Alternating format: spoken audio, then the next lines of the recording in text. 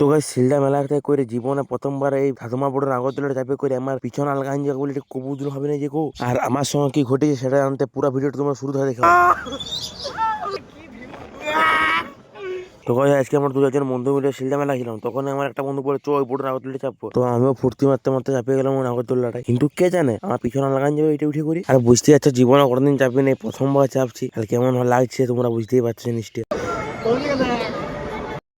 তো গাইস পুরো লুকটা দেখো, লুকটা মানে ফাটিয়ে পুরো হাতে চলে এসছে। এবার কি বলবো আর জিনিসটা, আর ইয়ার তখন ডর ভয় কিছু নয় আমার।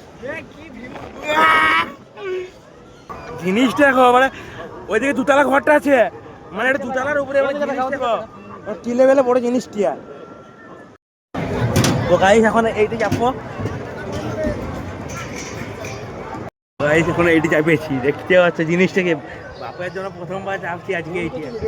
ও ঘুরানা শুরু করছে। পাটিয়া পো গাইস, পাটিয়া পো। চলে গেল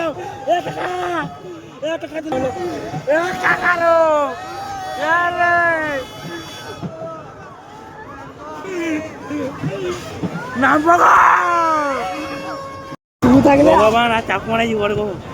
খাইয়া উঠলে এবার বমি হয়ে যাবে, খাইয়া উঠলে এগুলো উঠলে না খাই উঠবে, না খাই একবারে না খাই উঠবে, পাঁচ থাকবে খাইয়া উঠলে পুরো মারা খানা আন যাবে।